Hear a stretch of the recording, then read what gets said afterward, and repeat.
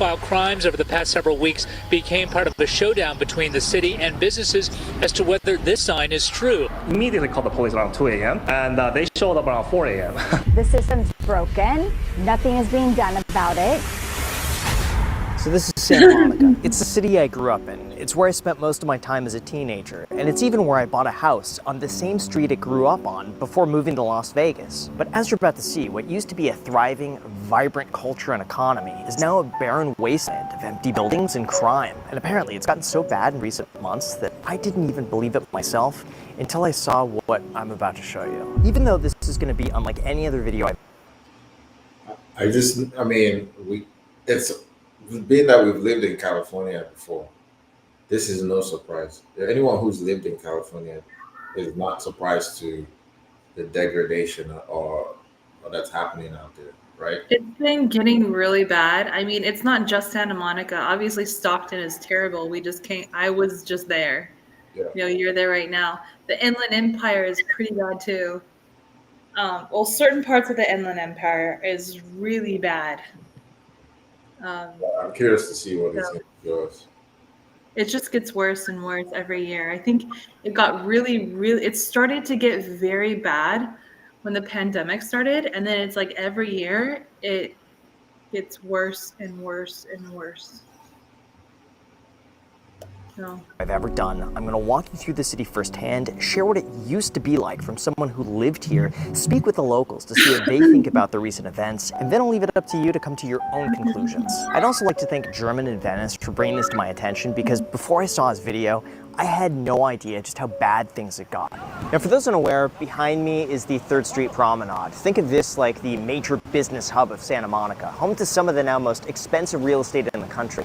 But it wasn't always like that. Surprisingly, today, Santa Monica is safer than just 2% of US cities. It's ranked one of the top 10 most dangerous places in the United States, and your chances of being victim of a crime here are nearly 1 in 100. So this used to be Crepe Cafe. I remember this place would always be packed on the weekends. On weekdays, there'd always be people out front eating food. You can see now that they closed down.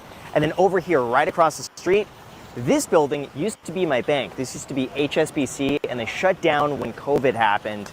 They turned out a lot of their offices, but this all used to be really popular lease space that also is vacant right now. So we're not even about 50 feet away from that, and we have 3 more vacancies here. This used to be a Hollister.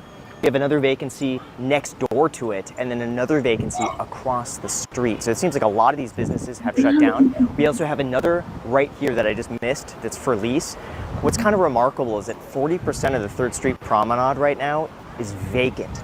40% of all of this space right now is completely empty, and they can't lease it. I also used to remember for the longest time there used to be street performers here, and now it's quite empty. Hold on.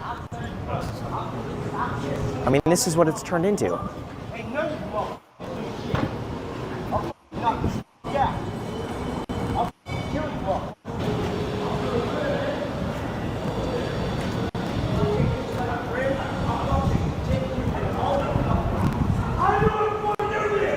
How has this been normalized? Think of what this does, though, for businesses. Like, no one wants to open up here. People don't feel safe here. If you're just walking down the street and some guy comes up and is shouting in your face and wants to fight you. And then right behind, of course, we have the infamous Apple Store. This was also turned recently into a public safety kiosk. Again, in one of the most expensive areas in the entire country. And you have a public safety kiosk just because of how many incidents they have around here. You know, truth be told, I actually don't know what a public safety kiosk is. That's a good question. Should we ask? Hey. What do you think? It sounds really Californian to have a public safety kiosk. It sounds more like a Band-Aid than an actual fix, right? I'm curious to see what this lady's gonna say, but a public safety kiosk already gives it away. Yeah, because I don't know what that really is. So, all right, what's a public safety kiosk? I'm curious. What is a public safety kiosk? I grew up here and I don't. This. What it's is? just basically like a substation, or if people have questions, or something happens. The owner says a similar smash and grab happened in February. Other stores along the promenade, like Lids, tell Eyewitness News they've been victims of the same crime, even though a Santa Monica Police Department public safety kiosk is right in front of the store. Now, I will say there's one store that has been here ever since I was a kid, in the 90s, was Puzzle Zoo. At one point, they occupied both stores, but they had to downsize, so now they're taking half. The other half is taken up by Lids, but that store has somehow survived for probably about almost 40 years now, even though across the street, you have 2 more vacancies here. I also got to say it's quite remarkable when you compare how it used to look like back in like 2018, because you could go back on Google Street View and see precisely what was here, how many people were here, and then you see this change. Oh, this is a fun one. So this is now for lease. Guess how much they're asking for this? It's 1,500 square feet. It's on the corner of Santa Monica Boulevard and 3rd Street, so it's like a kind of prime location. How much do you think? Take a quick guess. $6K per month. $6,000? Come on. This is Santa Monica prime real estate. What are you talking about? It was $10,000 minimum. They're asking $30,000 a month. So just think about that. If you're a small business, you're probably spending. Yo, we were so off. What the heck? $30,000. I mean, it's such a terrible area. Who's gonna rent it? It's only 1,500 square feet. It's tiny. It's very small. $30,000 a month in rent, then another $30,000 a month in overhead cost. So just to break even every month, you need to bring in $60,000. I don't get how any company could survive here unless it's a loss leader, unless you just put your business here for the exposure and then you lose money on it. It doesn't make any sense. So we're about to. And you could get robbed. Your star player could get killed. Just a Across terrible. the street, this entire building used to be the Gap. They rented out all 4 stories and they extended through the end of the street. This has been empty for a very, very, very long time. I believe they closed down during COVID and they decided it just wasn't worth it anymore to stay in business here. I believe shoplifting took a hit on them, but also just they weren't getting as many sales in person, and with the state of how the promenade is, it makes sense. Why put a store here? Why pay the rent when it's just not making any money? This also used to be a really popular restaurant. It looks like they've closed down, and whoever the new owner is, or maybe it's the existing owner, decided to renovate it completely, so it'll be interesting to see what this becomes. I'm also really uneasy about recording in public, so I'm doing my best. Make sure to hit the like button and subscribe. If you appreciate me going outside of my comfort zone for this, I really don't like it. You can see there's people all around and terrified inside, but I'm doing it for you. So this used to be a lot more prevalent. Oh, why it's not pausing? Anyway, you know we've watched Ground for a while now, and he's always in his garage cooped up, and he's making really good content. Huh? I think he has his own studio. Now that I think about it, he's never outside. He's never vlogged like this. This is a good thing. And I think it's cool. It gets him outside. He needs a tan. For sure. But I like that he's breaking out of his comfort zone. I think that's the hidden message here, that you can break out of your comfort zone and try something different. Okay. But oh my gosh, Santa Monica is a dump. In Santa Monica with street performers, people would really come from around the country to be able to perform on these streets and perform in front of a crowd. But now it's incredibly empty. Like, this is the first person that we've seen in a block and a half who's performing. It's pretty sad to see the state that Santa Monica's become. So what's really interesting is that we've spoken to a few business owners and people who work here, and not a single person wants to share their experience on camera, but they'll gladly talk off camera. And everyone is afraid of almost being public about how they feel about the situation because they're afraid of either retaliation or being canceled for having thoughts that aren't politically correct. But it seems, though, that a lot of people feel the exact same way about what's going on here. It's just they're too afraid to speak about it. So this used to be the food court. There used to be a McDonald's in here. There was a Chinese food that was really good. And then upstairs used to be a whole bunch of restaurants. And I think this closed in 2020 and it hasn't reopened since. Again, it's probably because the rent is so unbelievably high, but there is some good news in the fact that across the street it seems like Barnes & Noble is opening up. So perhaps a few of these businesses are beginning to move back to the area. So the last block of the promenade has always been the most difficult for businesses because people tend to gravitate towards that side. So this is somewhat neglected, and that's why it's hit especially hard, because you have 3 vacancies in a row on this side. Across, you have another vacancy on this side, and then a few stores down, you have 1, 2 more empty buildings on that side, which makes it really difficult, because why would you want to move your business in here when there are just empty businesses next to you? It gets a lot less foot traffic. Yeah. Hey, hit the like and subscribe. There we go. Thank you. I've seen you before, bro. Have a great day. Thank you. Yeah, you too. Like and subscribe. Thank you. This guy's amazing. Thank you. So you're probably wondering, what happened? Well, it's really the perfect storm. The first reason is that people are shopping a lot more online, so there's less of a reason to have a storefront out here like this. The second reason is COVID. Businesses were forced to shut down. They weren't allowed to operate, and as a result, businesses lost a lot of money and had to close. So I think for all the closures here, this one resonates the most with me because I used to come here as a kid in the 90s, and this used to be a Barnes & Noble. Then, my understanding is that in 2018, they doubled the rent. Barnes & Noble said they couldn't possibly sell that many books to be able to pay the rent. They left. It was then taken over by WeWork. We know how that turned out. WeWork went out of business, and since then, this building has sat empty. Now, a big problem with a lot of the real estate that's here is that the building's value is really tied to the amount of rent they receive. So if a developer decides to lower the rent, all of a sudden, if they take a lower rent, their building is worth a lot less. And then when you have one building that's worth a lot less, that acts as a comp for other buildings next to it to also be worth a lot less. So in a sense, they're almost forced to keep their rents high just to maintain their value. And in terms of how much it costs, it's very expensive. Rents here on the promenade start about $5 to $6 a square foot. They go as high as $20 a square foot. So that means sometimes for a 1,000 square foot storefront, you could pay anywhere from $7,000 to $20,000 a month.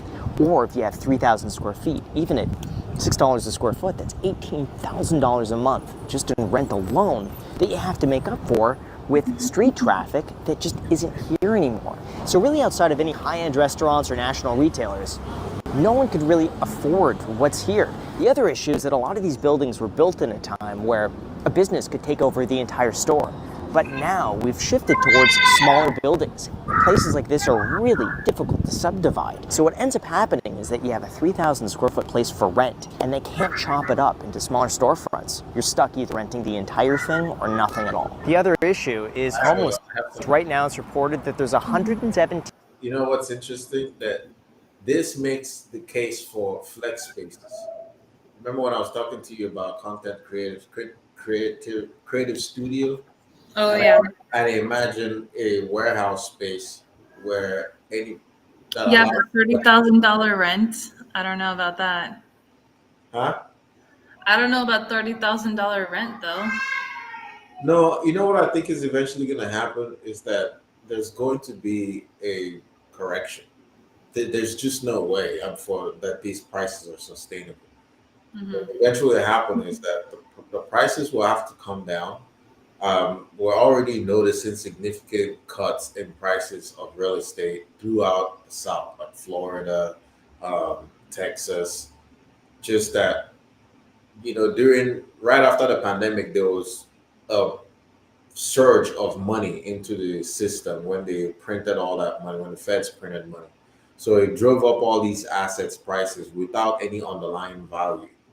What eventually is happening now is that since there's not been productivity to keep up with the prices of these assets, i.e. that wages have not gone up, interest rates have stayed very high, people just can't afford. And then inflation has completely eroded the buying power of the middle class. So you're having a situation where real estate that used to be affordable by most people is completely out of reach.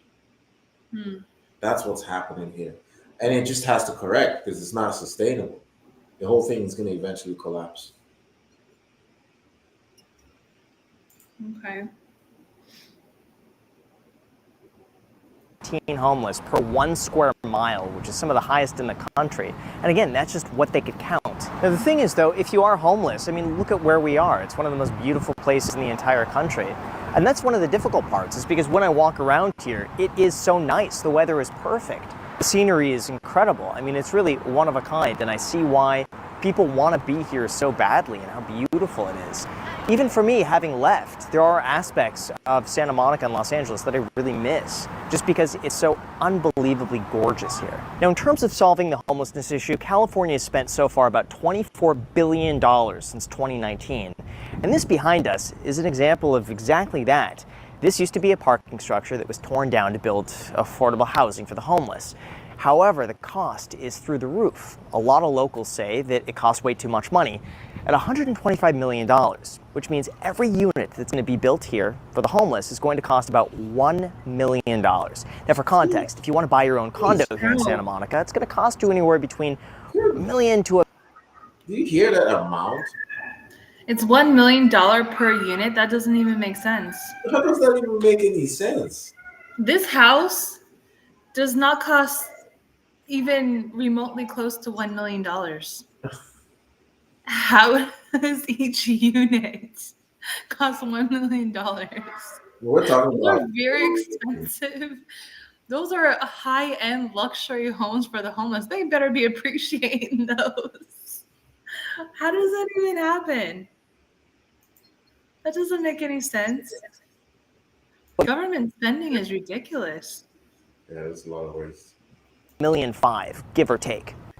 Or you could live here if you're homeless. The other issue is crime. Petty theft under $950 is now considered a misdemeanor, and that's really impacted a lot of businesses. Prop 47 passed in 2014 and changed the way California handles certain crimes, making thefts of less than $950 chargeable as only misdemeanors. I've seen people look at the store owner and take it right in front of them and walk out. It has fueled a market of petty and repeat offenses with zero to low accountability. After that, we have the rail line, which extends all the way from downtown to Santa Monica. The concern that I've heard from some of the locals is that this rail line makes it very accessible for people to travel from Skid Row to Santa Monica, back to Skid Row, back to Santa Monica, who otherwise wouldn't be here. Brock tells us Ali tried to steal his hat 3 times and eventually got it, shoved him, and also tossed a liquid at the couple.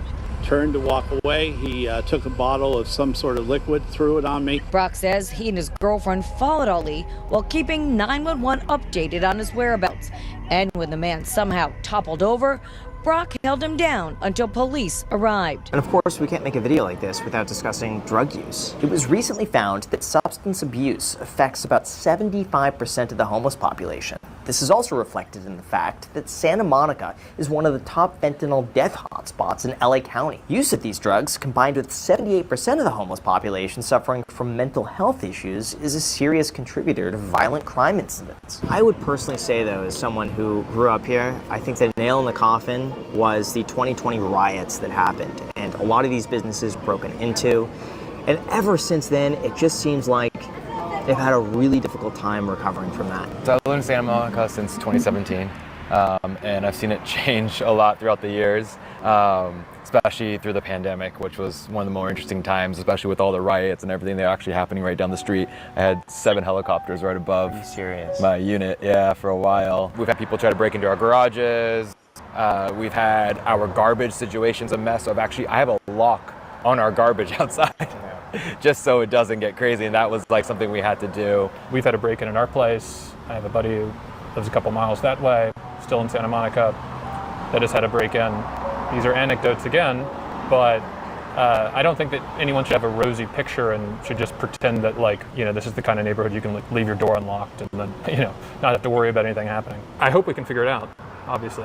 I've lived here my whole life. I've grown up here. I was born in '90. I mean, it used to be a lot easier going, a lot simpler. I mean, you would never see houses go for the prices that they were, and everyone was in these kind of like, single level homes, and the homelessness is crazy. Like, it was never to the point where they're under every bridge, every freeway underpass. It's definitely deteriorated a lot where I've contemplated moving out. I do love Santa Monica. Me too. But I have contemplated moving out just for that reason because it's just changed a lot. I've seen things just outside on the buildings when they shut down saying, hey, we shut down because of Santa Monica city codes. And they're like, we're still located in Hollywood if you want to come see us, but we're no longer going to be in Santa Monica. What is Santa Monica doing about it? I think they're just throwing money at it. You see, they do these frequent kind of clear ups, maybe like once every few months, but 3 days later, maybe even less, you'll see it just the way it is, the same amount of trash, the garbage.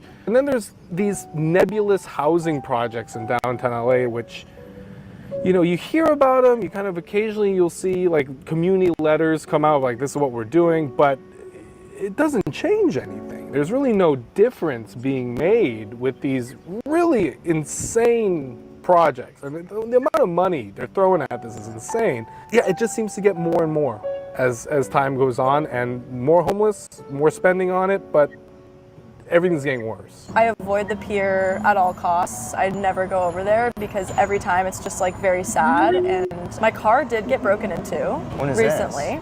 This was 2 months ago, I would say. And just on the street here? So I live in actually a really safe neighborhood, like off Wilshire. Families, like really nice homes and everything, and I was just parked right outside my apartment, and just on a random Tuesday. Did you file a police report on that? So I didn't actually file a police report, but I did call the police. What is that line of questioning? Just seems invasive. What? I'm trying to figure out where he's going with the line of questioning. I thought he was just gonna. Anyway, let's keep watching. I think he wants us to show like what did the police actually do. Oh yeah, I think that's where he's going. Yeah. Know what happened, and they basically told me that unless I had footage, then there's no point of filing a report because they're not going to be able to identify who it was. Yeah. So it's really interesting. I learned this the other night that according to these statistics, crime in Santa Monica has actually decreased. And one of the reasons why is because so many people fail to file a police report because the police either can't do anything about it or because people don't want their insurance going up. And so a lot of businesses are experiencing, for them, increased crime, but they won't report it because there's nothing the police can do and they don't want to pay more insurance. So they just let it go under the radar. Crime data shows that vandalism and burglaries have decreased in Santa Monica. Businesses are closing left and right because of all this looting going on. She says when she called police, they suggested she call the store's insurer. The state tries to manipulate things a lot, right? I think there's a lot of rent control in this state. That doesn't seem to help anything. People to report on purpose. They are deliberately trying to bring that statistic down. So that they don't want anyone actually reporting. They go, oh yeah, well we can't do anything about it, so there's no point on making a report. Because the only way you can actually, official statistics and things like that go up when you file official reports. Otherwise, it's like it's not recorded. It didn't happen officially. So by doing that, they can bring that statistic down, and then insurance rates can go down. And Santa Monica looks better, but it's not better. It's worse. Wow. So it's a mess. So it's not showing up on the statistics that it's a mess. It's way worse than it actually looks on paper. That's how they're able to keep those prices, those rent prices, those house prices. Because if it actually reflected as how it really is on ground, there's no way they can maintain those prices. That's why housing prices are still high. That's why everything is still expensive. They're artificially propping it up. Yeah. It's almost finished. That's right. Rent control, that person will never leave, so that housing will never be on the market again. I think just everything in California, it needs to pop. Just once, it's just been going up. Every recession, we just keep going up, and it's starting to show. I mean, look, overall, every time I drive into Santa Monica, I love it, right? I drive in away, coming from West Hollywood or other parts of the city, and I love coming back to this little pocket. A lot of things you have to deal with is the unfortunate part about Santa Monica, and I would not wish that on someone who's like trying to have their first place here, because it's difficult, especially if you have kids. I think if I had kids, I would highly reconsider where I was living. The weather's really nice, right? I think that's, ask anyone, that's what they're gonna say is like the main plus, is the weather's beautiful. I don't really feel like I'm in danger being myself, but I do worry if my daughter and my wife go out to like a park on their own, because there's been instances where just like, yeah, there's this wild homeless guy there, someone had to call the cops, it's a whole thing. You just don't want your kid to be exposed to that kind of stuff, and there really is no reason for them to be exposed to that. It's not acceptable. Here's my honest feeling. If you are someone who, at night doesn't like to walk to their car alone, if you're someone that's maybe from like a small town that's really safe, where you feel comfortable going for a walk in the middle of the night, then you're gonna be in for a culture shock for sure moving here. Like there's definitely gonna be things you're not expecting. But if you really love Southern California and you want to experience like in my opinion, coolest part of LA, this is the place to be. But if you do get scared, and rightfully so, of your safety when walking around big cities, this is some of the worst that it's going to get, so you might not want to live here, So let me know what you guys think of this down below in the comments section. I'll do my best to read as many of them as I can, and if you enjoy... What's funny about that? You're probably gonna fear for your life the whole time you live, but it's the coolest place to live. But if you get scared, when you're being stabbed or like followed, or when homeless guys yell at you or something like that, then maybe you don't want to live here. But it's the coolest place to live. So I don't understand. He sounded like a 20-year-old. He sounds like all the people who still defend living in California when it's clearly going downhill. Yeah, it's like, you guys, there are actually way better places to go. There's so much more out there. In the United States alone, there are a lot of really cool places to live that are just as good, maybe even better. Really, the only thing you can say about that area is, yeah, the weather is great. That's it. I mean, wouldn't I love to have California weather in Florida? That'd be amazing. If Florida had California weather, then everyone would be in Florida. then you can't compare Florida to any other place on earth. Florida would be better than anything in the world. Well, maybe not the world, but Florida would be great. I mean, the weather is the only thing that kind of like, messes it up a little bit, but like, geez. Yeah, I think the weather is like this sort of thing that, because when you live around, you go to several different states and you feel what it's like to be, in the South during the summer, or, up north in the winter. It's awful. Extreme weather sucks. Limits a lot of your activity and everything. You don't get extreme weather in California. So that's like the really cool thing about how California is. I mean, you do a little bit if you go inland, but near the coast, you don't get extreme weather at all. But I mean, that's really the only thing, because there are just so many other reasons to not want to be in California. Well, he brought up a few points, one of which was this cyclical nature of the problem there. It's like a snake biting its own tail. It's feeding on itself. But it's from the mental health crisis that's poorly managed, and then the overpriced real estate that's forcing people out on the streets, infrastructure that's not maintained, social services that are completely crumbled. So homeless are living on the streets, while this artificial price of homes, it's just propped up because they're not accurately reporting the crime levels.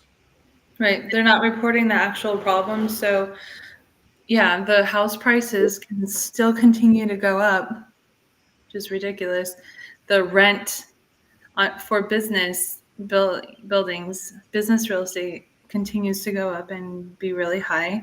Insurance rates are high. But I mean, I remember when I used to work over there years ago, like 2014.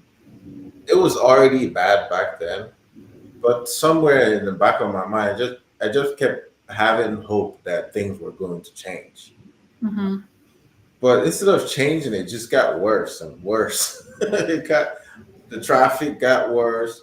The quality of the social services got worse. You know, it kept seemed like police was constantly harassing you everywhere you turned. Mm. And then you just couldn't afford anything. It's like the prettiest part of California, and yet the most of an eyesore. Mhm. And I just I thought that it was gonna, and it seemed like it's a feature, not a bug. Like it's being done on purpose. How else can you explain a city with so many people, working class people, generating so much revenue, Mhm. and somehow the, they fail to manage it properly? And no one knows where. It doesn't even make sense where the money is going. It's just overinflated. They keep saying they're putting billions of dollars into housing the homeless. Where? And every unit is costing $1 million. That's the funny part. Why is it so expensive? Oh, Everyone gets a luxury high-rise condo. Is that what's going on? Like, what is this?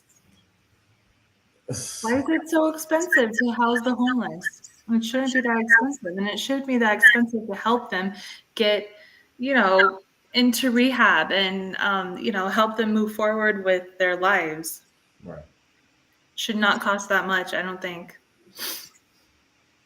And there should be real change, but apparently the guy in the video was saying that, Wow. every so often we get notices that they're doing this and that to, help the problem, but nothing happens. There's no change. And anytime they clean up an area, 3 days later, it's back to where it was.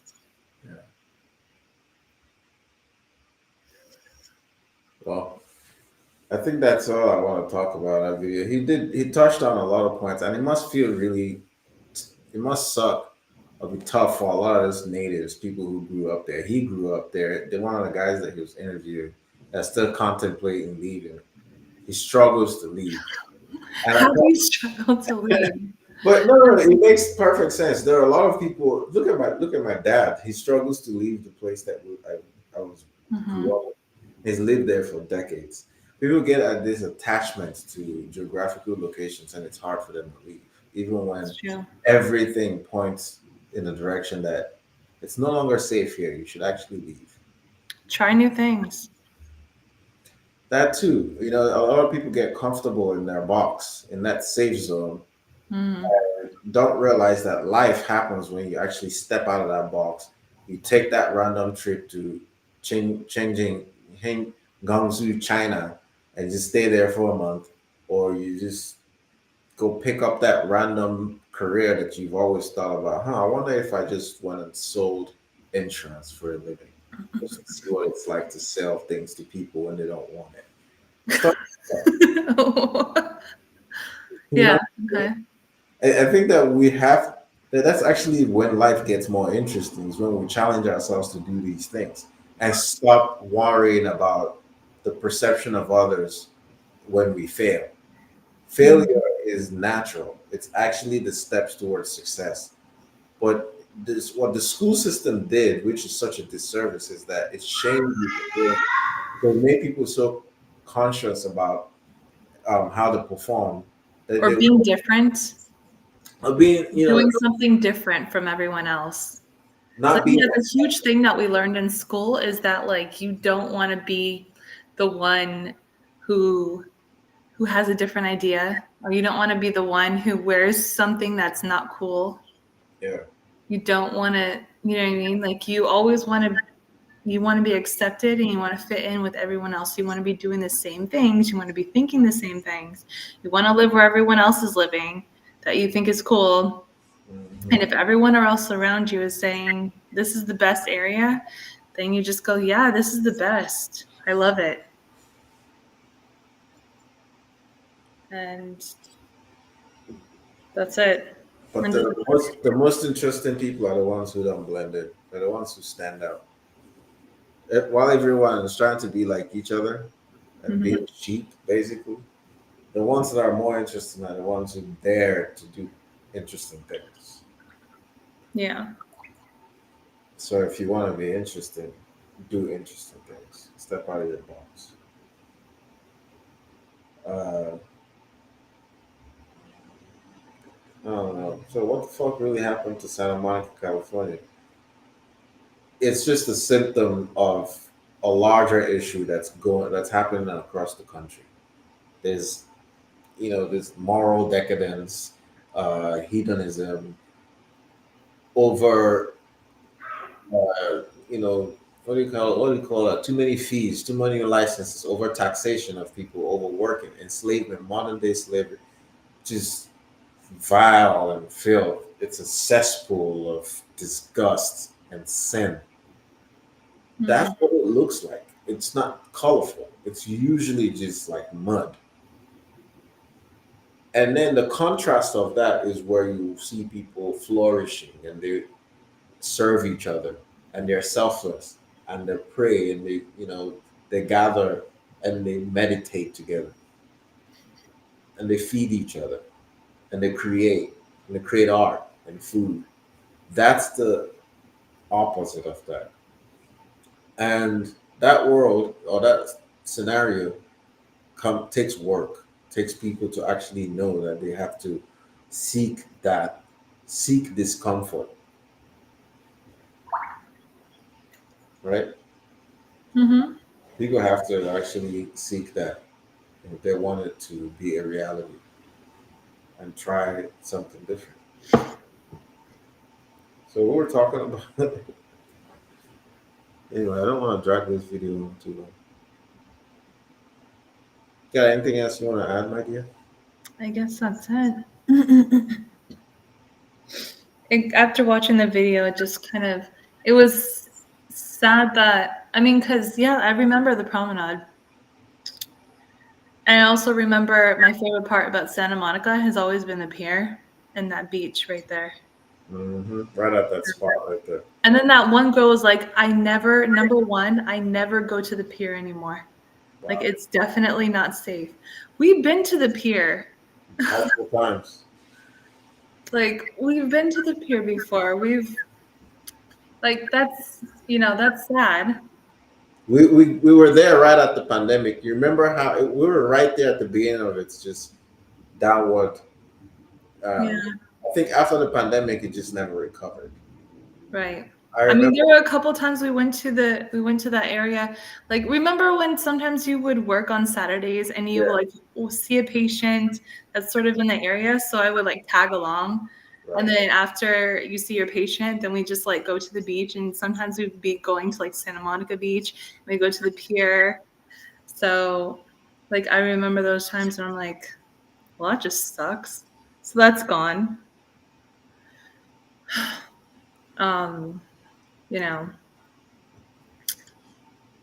Yeah, that sucks. But then I'm like, so we got out when things started to really get bad.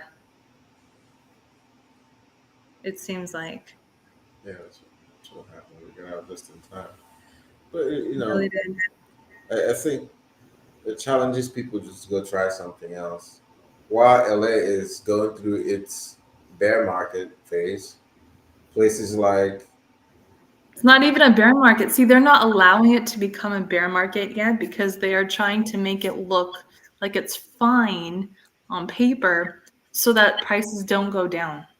Right. So they're not allowing a natural bear market to happen. They're manipulating the market. Which is what sucks. So I don't know how it's supposed to reset. It's going to be a while. It just delays it. It's eventually going to collapse, but But people have to vote with their feet. They have to leave. You just can't stay there, and your situation gets worse and worse, and you get attacked.